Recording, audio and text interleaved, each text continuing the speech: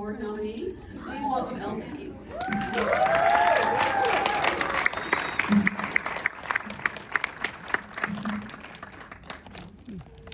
Don't mind me while I offer to get in the chair.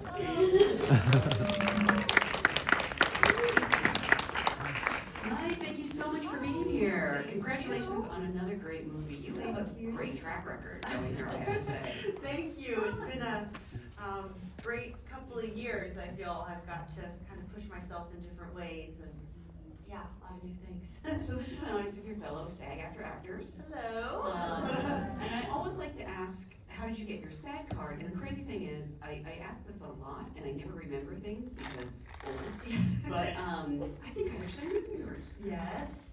Was it AMC? I guess it was. Yeah. But I did. Don't you have to have a speaking? Don't you have to say Not something? necessarily. Not necessarily. No. Okay, because I didn't say anything in I Am Sam because I played my sister at a younger age in like a flashback scene. So I had to swing on a swing with Sean Penn, and then we like laid in the grass in a park, and that was my debut. That's all I had to do. Yeah, but I was on set with my mom, and I would visit set obviously a lot. I was 2, and they were like, "You look like Dakota. We need someone young." Yeah. Like, asked my mom, "Can we like throw her in?" She's like, "Yeah, that's fine." So I don't remember filming that, but I guess that's. And an actor was born. Yeah, yes. Then I did a lot of commercials and stuff. Really? Yeah. You know why I think I remember? Because you told this story at a Trumbo Q&A, and Bryan Cranston said, but she worked so hard those 2 years Yes. before she booked that role. Yeah, that's right. Yeah. Yeah. Playing, being dressed up by Dakota, being her baby doll. Well, again, congratulations on a fantastic movie. This comes to us from Joachim Trier, who previously brought us The Worst Person in the World. I'm curious how this script or project found its way to you. I don't know if it was a script or if it was just, an idea that he brought you. Yes, it was a script when it got to me.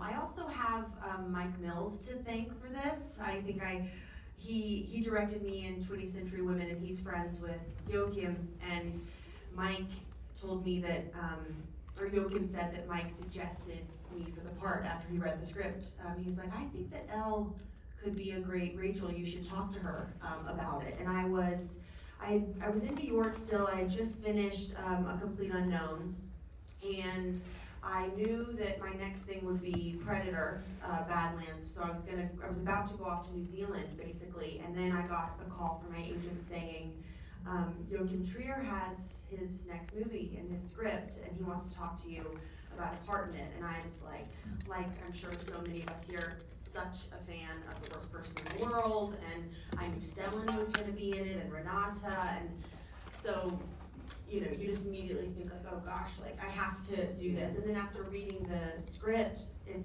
was so incredibly written. It's like a novel. The script is so beautiful, so moving, but I also really related to my character, and I just had so many ideas of how to play her and things. And so I read it, and then the next morning we had a Zoom call. He was in Oslo and I was still in New York, and we chatted, and we were really on the same page. And after that call, he was like, "I want you to come to Oslo. Let's like start rehearsing."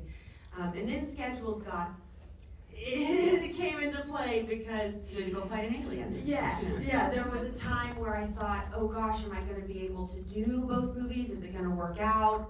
But I did go to Oslo, and we had the week of rehearsals, and then I went to New Zealand, and both the studios, they like kind of worked together and were nice to each other. I'm very grateful for they made it work so I could do both. So you did a week of rehearsal, but you weren't sure if you could actually take the role? I took the role Okay. in my heart, yes. But there still was a question Sure, if it there's was always a going to question. actually work out, because I had to go to New Zealand, and was I going to make it back, and were people going to be able to push things and stuff. But Joachim was very confident, and he made it work as well. We kind of knew, because in the beach scene that you see in Deauville when you first meet Rachel, that was filmed during the Deauville Film Festival. Really? Yeah, and Joachim really wanted to film while the festival was happening. So we kind of had those dates in play. I was like, okay, that's gonna be my first day on set. And so, yeah, we finished Predator in time. I just didn't have I had to fly to Paris. I drove to Deauville, had a fitting, and then the next morning I was on the beach with Stellan. That's amazing. Yeah. You didn't even have time time to let the other character go, probably, before you stepped into this. No, but in a way, I feel like Rachel, and it's something that Joachim and I talked about, but she's probably done like a lot of YA films, or she probably has a big franchise of her own that she was coming off of, and so in a way, both movies, I feel like Predator kind of informed this one in the sense of that meta-ness of coming off a really epic, big action film and then going to Oslo to do the kind of intimate, foreign film, like such opposite experiences, but it helped me, I think. He probably got you that Predator role. Just preparation, that was rehearsal, yeah. He's thinking 3 steps ahead. Yes. He certainly does, he is, yes. I am curious because it sounds like it was, a meeting, and it's probably been a while since you auditioned, but because this movie is about actors, and it probably brings, the opening scene with the stage fright. Isn't she so great? That was giving me a panic attack. I know, it's making me breathe heavy too. Yes, I've never had a full panic attack like that one, but I can relate to nerves. I mean, I think nerves are good. You have to be nervous, and to when you have that like adrenaline coursing through and you don't know, what's gonna happen in a scene, or like I love that, and I think that nerves really add something exciting to scenes. So, but yeah, for not to full on panic. Amazing. Yes. I need to get a massage after that scene. It's like that was too real.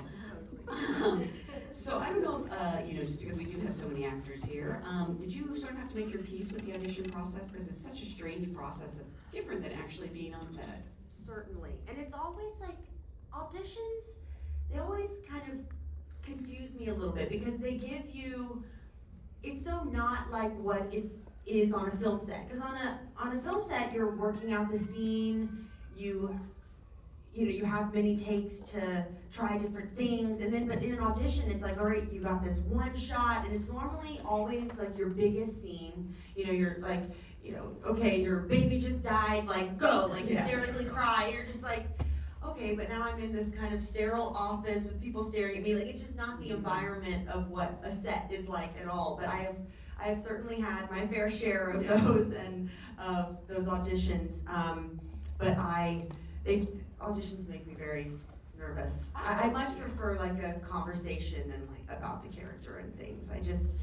They just make me scared. I've heard some people say that they actually like the audition process. I think they're lying.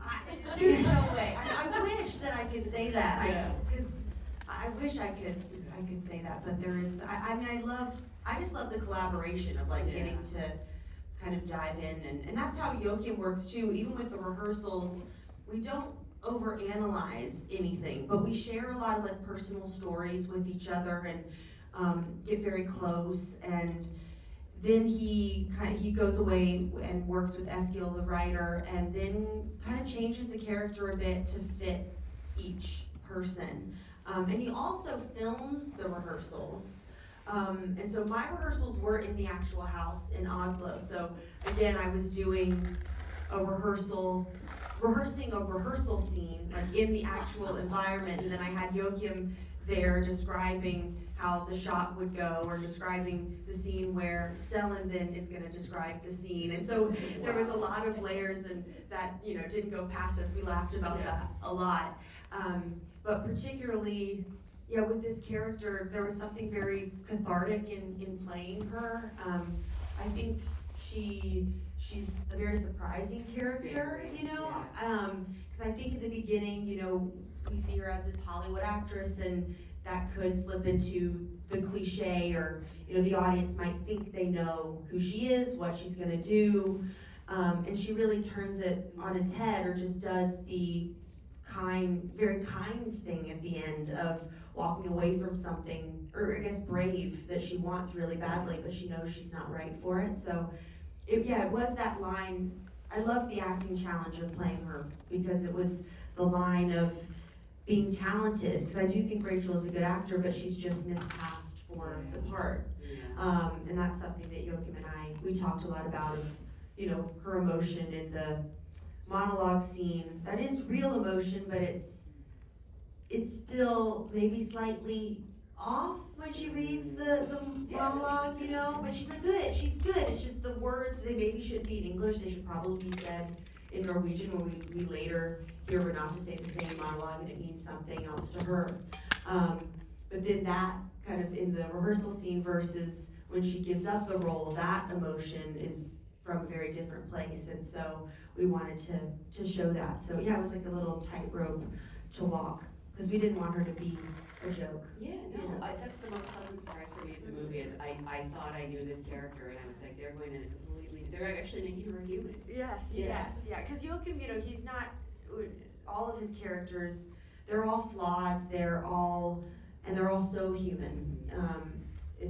No one is just one-dimensional. He really digs deep in his writing, and yeah, it was an amazing set to be on, really. Have you ever felt miscast? Because I'm just gonna be honest, I did not buy you as Dakota Fanning's sister. Yeah. I've been wanting to tell you this for years. Yes, I'm trying to think maybe there were times that I got scripts that whoa. Ooh.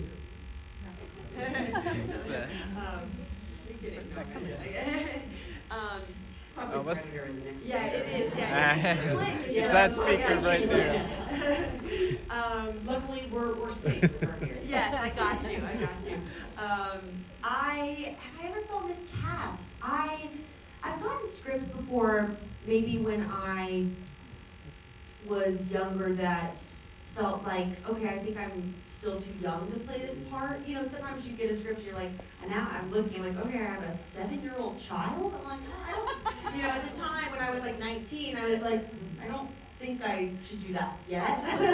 I haven't ever walked away from something that, like Rachel, that far down the line. I mean, and also, you kind of, the first day on set, you always feel a little bit like miscast. Sure. Because you're nervous, you're still, figuring out the character, and you're like, is this all gonna fit and work? And that, gradually dissipates as you start the film. But in the beginning, you always feel it a little bit. It's like, am I who they want? Yeah, at least for me. It's first day of school nerves, It basically, is. every time. It yeah. is.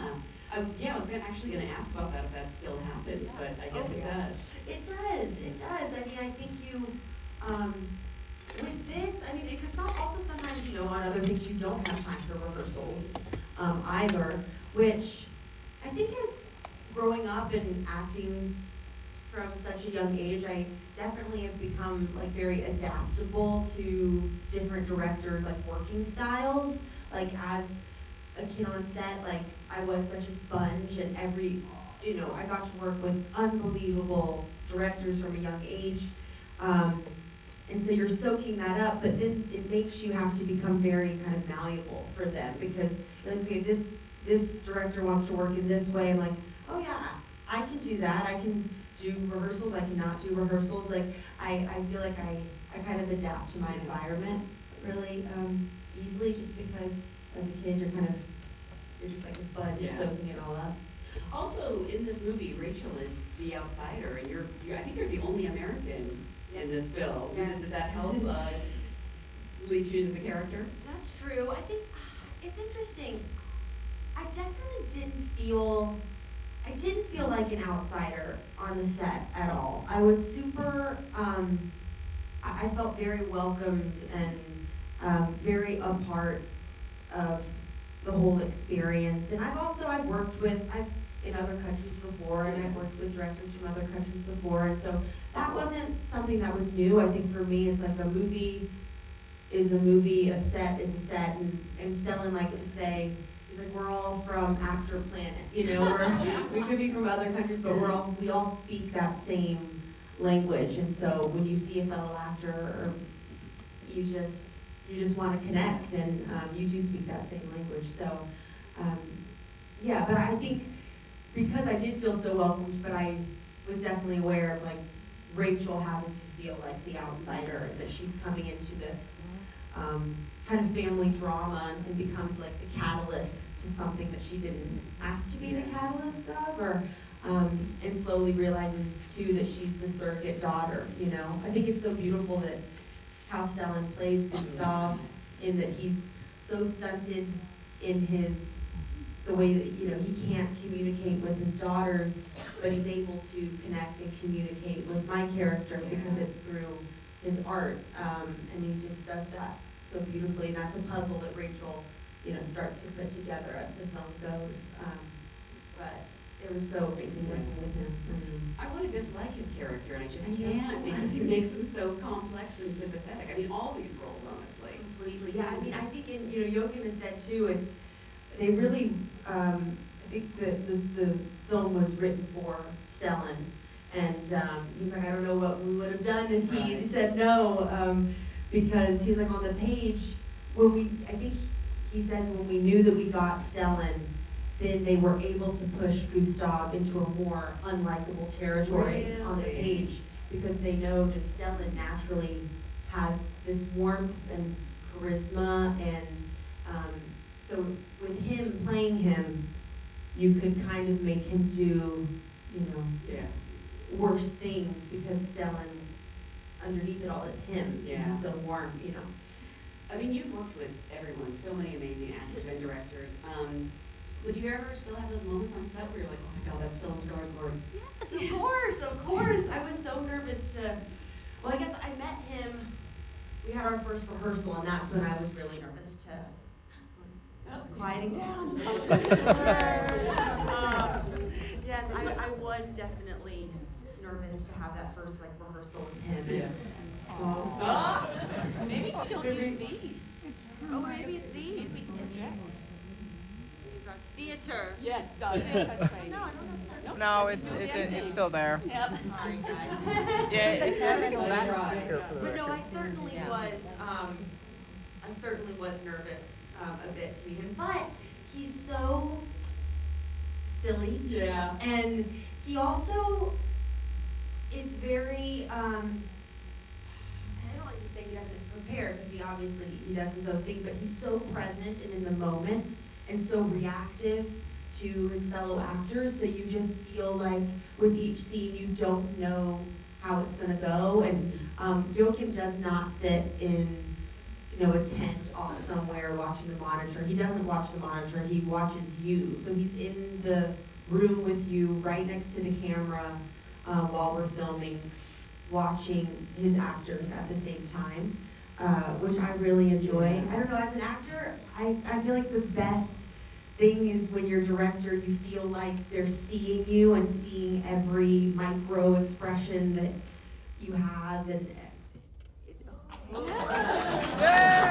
Yes, okay, great. Yeah, they're not as disembodied toys from Video Village. No, that's the word. But he also, Joachim, I will say, I've had such incredible experiences on film set. Oh my God! We'll remember this. This is where the acting comes in. Yeah. Exactly. Okay, he's keeping us on our toes, right? Wait. Spontaneous, that we like. I think Joachim is behind all this. He is, yeah, he's conducting back there or something. But yes, there's something really unique about his sets, because they're just, the environment that he creates for you is so special. Hurry over soon. You don't want to hear me talk.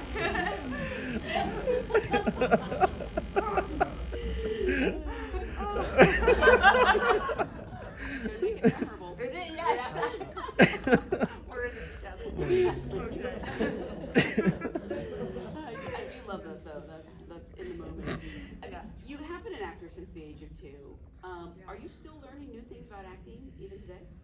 Of course, yes, of course I am. Yeah, it's funny. It's like I feel old, and I am aware I'm still young at the same time. But I do feel like when you hit kind of different phases, obviously in your life, but just in a career sense, there are moments that I can pinpoint in my career that I feel that growth, or like, ooh, a new chapter begins, or and it's really exciting. And those new chapters always come from me challenging myself in different ways, or learning things, working with people, learning new things. And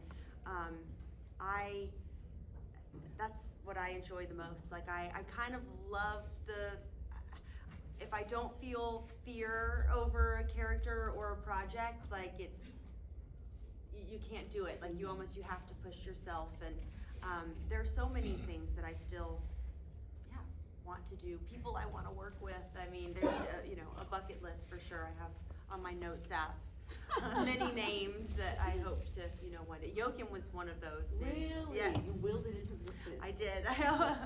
Yes. I'm curious, do you like how I'm still holding this? Like, Yeah. I don't know. I know, we need, I'm scared to touch I know, it. I don't know if we're doing that. So right there. Because you did start at such a young age, was there a moment where you had the realization you wanted to be an actor, or was it just something you were doing and then you realized it was a career? I know. Well, okay, so I mean, I obviously had my sister to look up to. I kind of call myself a Nepo sister because, I had a built-in like role model in my family, and gosh, all we loved to do like growing up was playing, house together, and we would have these like elaborate games that it wouldn't be like theater. We didn't want to show anyone. It was like we would do our own private scenes like for ourselves, like when we were young. And wait, what was the question here? Was there a moment you like a moment I knew? Yes, as yes. a career? Well, so yeah, I started young because I was like, okay, I'm in that. Then there was a movie I did called Phoebe in Wonderland, and I was 9, and I played Phoebe so it was kind of the first time that I was like a main character in something, and I was playing someone who had Tourette's syndrome. So that was the first time I wasn't cast as, someone who was just be yourself. It was like I had to create a character and, learn a whole other side and meet with kids who had it. And I mean, I was young, but I was like, this is what acting is actually. It's really losing yourself and becoming, a whole other person living in another world. And I was like, I love this, and that was definitely one of the first moments that I felt like it was something that I wanted to do forever. That you also realize, oh, this is a job. Like, this is a job and it's so much fun, so I had hoped that I could just do it forever. And luckily I've been able to keep working, and that's the best thing. I heard that what Leo said the other day, or I saw on that he said that it's not a sprint, it's a marathon or something. And I really liked that he was saying to give advice to young actors. I don't know, it was some interview, but I think that is true. It's to have that longevity, like that's something that I hope to have. I just remember getting to my first set and being like, free food? Yeah, that's true. That is also, I know I did a Smucker's commercial. Yes, and they loved me because it was for Smucker's Uncrustables. And we were talking about food eating and real food eating in scenes and stuff, but in that commercial, I ate like maybe like 25 of those things. I had to swing on a swing and eat them, but I was fine. I didn't get sick. I loved them. They loved me on the commercial. They were like, wow, I think she really likes the product. Yeah. And then they pay you in Uncrustables. Yes, yeah, and I was fine with that. However old I was, like, great. Well, again, I want to remind people this movie is still in theaters. Please spread the word. It's such a special film. Thank you so much for being here. Thank you. You handled that well. Thank you guys so much. I know. Yeah. It's like, is it a ringing hour?